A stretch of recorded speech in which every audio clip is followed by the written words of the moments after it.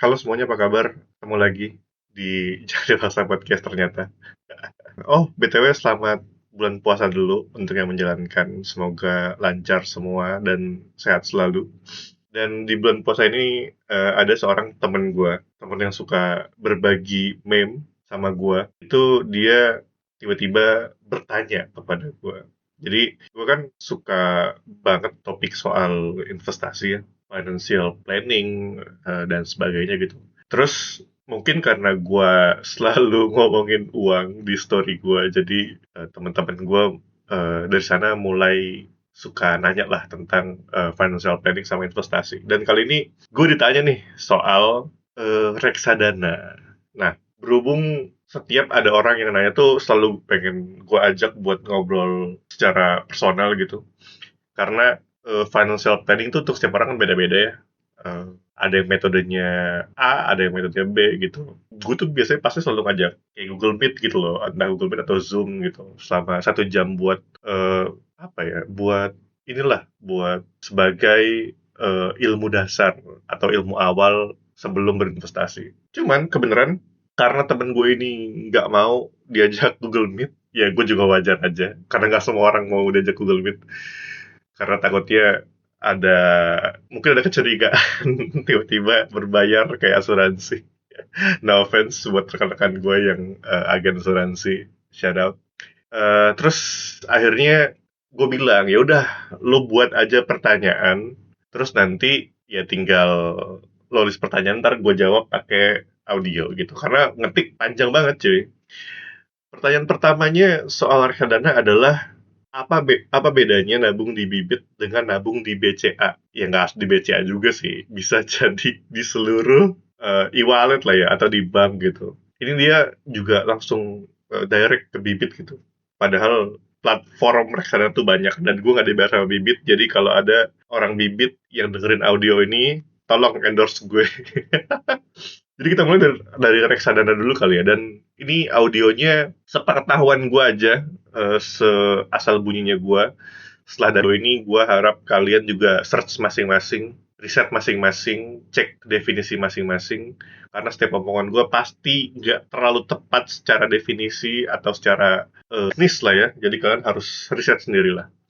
Oke, kita mulai dari reksadana ya. Tapi sebelum itu, yang pertama tuh sebelum orang-orang yang ketemu gue tuh pengen investasi gitu, gue tuh pasti selalu nanya, ini kenapa kenapa lu kepikiran buat investasi gitu? Sebenarnya ada nggak sih hal yang mau lo kejar gitu atau tujuan goalnya? Karena menurut gue baik itu menabung atau baik itu berinvestasi, kalau kita nggak punya tujuannya tuh jadi apa ya? Jadi buyar gitu. Jadi nggak fokus juga. Itu kenapa gue selalu nanya soal tujuannya apa gitu. Tujuannya apa? Terus mau ditabung berapa tahun? Terus returnnya mau berapa? Nah, kebetulan temen gue ini dia mau investasi itu untuk dana pendidikan anak. Oke, katakanlah sekarang kita udah tahu targetnya berapa, waktunya 5 sampai 10 tahun kemudian. Terus, nah ini yang paling menarik, instrumen investasi. Baru kita masuk ke reksadana. Reksadana itu apa? Silakan cari di Google. Tapi reksadana itu sepengetahuan gue adalah instrumen investasi yang intinya uang kita itu dihimpun dan diinvestasikan oleh sebuah badan, sebuah organisasi yang menyebut diri mereka adalah manajer investasi atau MI. Nah, manajer-manajer investasi ini itu nanti reksadana tuh ada secara umum ada 3 jenis produk. Pertama adalah reksadana pasar uang, yang kedua adalah reksadana pendapatan tetap atau setara dengan reksadana obligasi, lalu yang ketiga adalah reksadana saham. Nah, nanti misalkan mau itu di Bibit, mau itu di Bareksa misalkan, atau di sekuritas pun sekarang reksadana juga udah bisa cukup mudah diakses. Reksadana pasar uang misalkan. Jadi misalkan kita memilih jenis produknya reksadana pasar uang. Nah, reksadana pasar uang itu ada banyak sekali manajer investasi yang bisa kita titipkan uang kita untuk mereka kelola. Kalau reksadana pasar uang tuh mereka menaruhnya ke instrumen investasi lagi yang sifatnya bisa ditarik di jangka pendek untuk mereka. Kalau buat kita sih sebagai user, kita udah bisa memantau dan menarik uang kita setiap saat. Cuman kalau reksadana itu kebanyakan semisalkan kita request buat jual sekarang atau withdraw sekarang, itu diprosesnya oleh reksadananya itu sekitar 3 sampai 5 hari untuk cair ke rekening kita. Itu kalau reksadana pasar uang. Kalau reksadana obligasi atau pendapatan tetap, biasanya uang kita itu dimasukkan ke instrumen surat utang berharga, surat berharga negara misalkan, atau surat utang korporasi yang itu jangkanya menengah. Nah, reksadana obligasi atau pendapatan tetap, dia juga udah mulai bervariasi nih. Kalau gue lihat ada dua jenis produk dari resikonya. Misalkan kalau pendapatan tetap tuh ada yang anehnya ya, ada yang nanjak terus dan dia namanya apa ya? Namanya drawdown. Drawdown itu penurunan pada waktu tertentu sebuah reksadana. Ada yang drawdownnya rendah kayak pasar uang, ada yang drawdownnya fluktuatif gitu. Dan ini agak menarik lah untuk dipilih. Ini istilahnya agak berat, jadi bisa di skip bagian yang ini. Terus ada reksadana saham. Nah, reksadana saham ini jadi kita menitipkan uang kepada manajer investasi untuk diinvestasikan ke saham-saham pilihan mereka gitu. Nah, itu baru dari jenis produk ya kan. Kalau dari segi manajer investasinya tuh ada banyak banget lah pokoknya. Terus terkait return yang diharapkan itu kalau reksadana pasar uang itu ekspektasi returnnya antara 3 sampai 5% per tahun.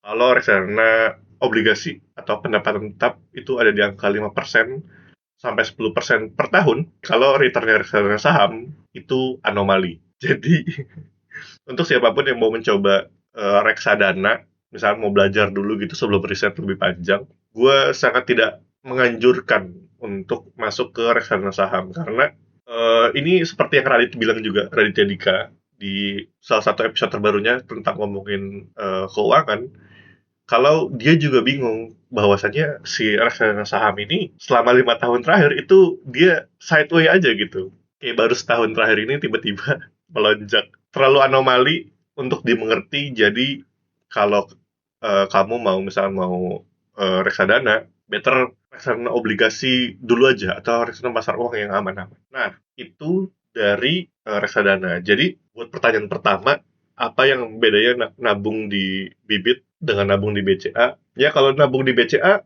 ada bunganya ya, tapi bunganya tuh kecil banget deh kalau nggak salah. Kayak kecil aja gitu. Maksudnya 0, something gitu. Kalau kita naruh uang di reksadana, kalau kita naruh uang di reksadana pasar uang misalkan, per tahunnya dapat gain 4% per tahun. Misalkan kita hari ini nabung 5 juta rupiah, lalu setahun kemudian 5 juta rupiah ini akan bertambah menjadi 5 juta dikali 4% 5 juta tuh berapa ya? 4% 5 juta kali 4%. 200 ribu. Jadi tahun depannya uang kita jadi 5 juta 200 ribu. Itu karena ya ada return dari reksadananya atau ada gainnya gitu. Kalau di nabung di BCA biasa nggak ada. Pertanyaan selanjutnya, apakah nabung di bibit sama kayak nabung di Blue yang ada pertambahan bunganya? Oh, tepat sekali. Tapi gue nggak tahu di Blue tuh berapa ya bunganya ya. Nah, ini menarik juga nih. Sekalipun ini harus dipelajari secara masing-masing dan dicari belief-nya masing-masing. Tapi ini agak susah nih ngomongnya nih.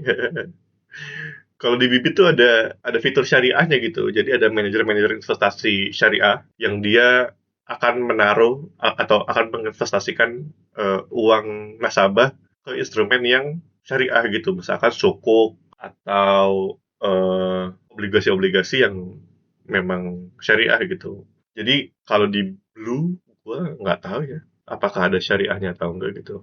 Tapi itu, kalau pasar uang 3 sampai 5%, obligasi 5 sampai 10%, reksadana saham nggak usah lah. Mendingan nggak usah.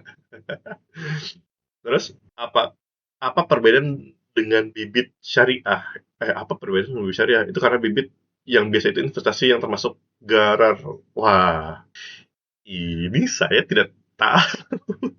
Jadi bisa ditanyakan ke ahlinya, of course. Ini karena versi Ramadan juga ya. Cuman itu intinya. Reksadana tuh menurut gua adalah opsi investasi yang cukup mudah tapi apakah sudah sesuai dengan syariat Islam itu bisa dicari secara ke ahlinya dan dilakukan dengan belief masing-masing gitu. Intinya itu sih. Nah, nanti juga misalkan ada hal tersendiri dalam memilih produk atau memilih bayar investasi juga menurut gue ada kriteria sendiri. Itu sih. Mungkin nanti kalau ada pertanyaan lagi, gue akan rekaman lagi. Jadi ya sampai berjumpa di rekaman yang lain. Dadah semuanya. Karena dipaksa memang gak baik, jangan dipaksa. Podcast